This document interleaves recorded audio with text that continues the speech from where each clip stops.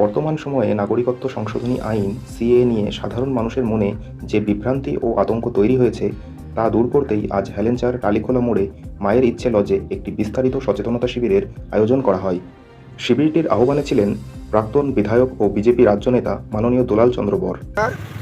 আমি দুলাল চন্দ্র বর, বিজেপি পার্টির রাজ্য পদাধিকারী। আজকে সিএএ নিয়ে এবং 1 আগস্ট থেকে সম্ভাবনা আছে SRI বাড়ি বাড়ি গিয়ে তদন্ত হবে, সেই ব্যাপারে বাগদা বিধানসভার জনসাধারণকে সচেতন করবার জন্যে এবং 2014 সালের আগে এবং 2014 সালের পরে যাদের ভোটার লিস্টে নাম আছে তারা অনেকেই আতঙ্কিত, ভীত, সন্ত্রস্ত যে তাদেরকে আবার দ্বিতীয়বার উদ্বাস্তু হতে হয় কি না। এই সমস্ত ভয়, ভীতি, আশঙ্কা কাটানোর জন্যেই বাগদা বিধানসভার 300-র উপরে বুথের প্রত্যেকটা বুথ থেকে সাধারণ স্তরের কর্মী এবং সাধারণ মানুষকে এখানে আজকে আমন্ত্রণ জানিয়েছি। শিবিরে সভাপতিত্ব করেন স্থানীয় বিশিষ্ট বিজেপি নেতা ও সমাজসেবী সুমিত বিশ্বাস। শিবিরে উপস্থিত ছিলেন বিজেপি মহিলা মোর্চার নেত্রী বিভা মজুমদার, আইনজীবী অ্যাডভোকেট অনির্বাণ হালদার, কেন্দ্র সরকারের প্রথম শ্রেণীর সরকারি কর্মকর্তা তথা নিখিল ভারত বাঙালি সমন্বয় সমিতির GS শ্যামল বিশ্বাস, সমাজকর্মী নিত্যানন্দ পাল, প্রাক্তন বিধায়ক তথা বিজেপির রাজ্য নেতৃত্ব দুলাল চন্দ্র বর এবং হরিণঘাটা থেকে আগত জনপ্রিয় কবিয়াল ও বিধায়ক অসীম সরকার প্রমুখ। বক্তারা তাদের বক্তব্যে নাগরিকত্ব সংশোধনী আইন নিয়ে বিভিন্ন ভ্রান্ত ধারণা দূর করে বিস্তারিত তথ্য তুলে ধরেন। তারা বলেন, ভোটার লিস্টে কারো যত নাম বাচ্চা কার জায়গা সিএএ তে দরখাস্ত করুন, আপনি বেঁচে যাবেন, বুঝলেন? কারো প্রশ্নের পাঠাবেন না, যে যেভাবে পারেন সিএএ তে দরখাস্ত করে দিন।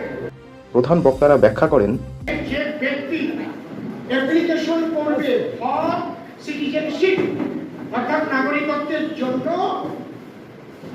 এখানে আন্ডার দিস সেকশন অর্থাৎ এই সেকশনের আন্ডারে যারা করবে shall not be deprived of his right and privileges, তার কোন রকম পূর্বের অধিকার, এই যে আজকে আমি যে বললাম, এই যে আজকে আমি অ্যাপ্লিকেশন করলাম, আমার চাকরি থাকলে চাকরি করবো, যে যা থাকবে, জজ থাকলে জজ হবো, তার কোন অধিকার থেকে তাকে বঞ্চিত করা যাবে না।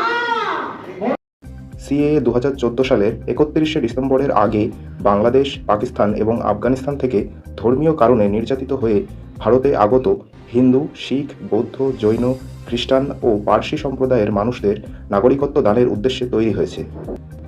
তারা জানান, নাগরিকত্বের জন্য আবেদন করতে হলে আবেদনকারীকে এবং তার পিতামাতাকে নির্দিষ্ট সময়সীমা অনুসারে কিছু গুরুত্বপূর্ণ নথিপত্র প্রস্তুত রাখতে হবে। বক্তারা 11টি গুরুত্বপূর্ণ নথির তালিকা তুলে ধরেন। প্রথমত, সরকারি চাকুরিজীবী পেনশনপ্রাপ্ত ব্যক্তি হলে পরিচয়পত্র বা পেনশন আদেশ। দ্বিতীয়ত, 1/7/1997 এর পূর্বে জারি করা ব্যাংক, ডাকঘর, LIC অথবা স্থানীয় সরকারের দলিল। তৃতীয়ত, বৈধ জন্ম সনদ। চতুর্থত, বৈধ পাসপোর্ট। পঞ্চম, শিক্ষাগত যোগ্যতার শংসাপত্র। ষষ্ঠ, রাজ্য সরকারের দেওয়া স্থায়ী বসবাসের প্রমাণপত্র। সপ্তম, বন অধিকার আইন অনুসারে প্রাপ্ত সার্টিফিকেট। অষ্টম, জাতিগত শংসাপত্র SC/ST OBC। নবম, জাতীয় নাগরিকপঞ্জির নাম। দশম, স্থানীয় প্রশাসনের প্রস্তুত পারিবারিক নিবন্ধন নথি। একাদশ, সরকার কর্তৃক বরাদ্দকৃত জমি বা বাড়ির দানপত্র।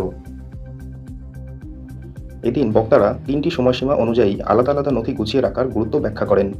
26/1/1950 থেকে 30/6/1987 পর্যন্ত, 1/7/1987 থেকে 2/12/2004 পর্যন্ত, 3/12/2004 থেকে 1/7/2025 পর্যন্ত। এই সময়সীমা অনুযায়ী নিজস্ব পিতা এবং মাতার নামে স্বপ্রত্যয়িত কাগজপত্র সংরক্ষণ করতে হবে।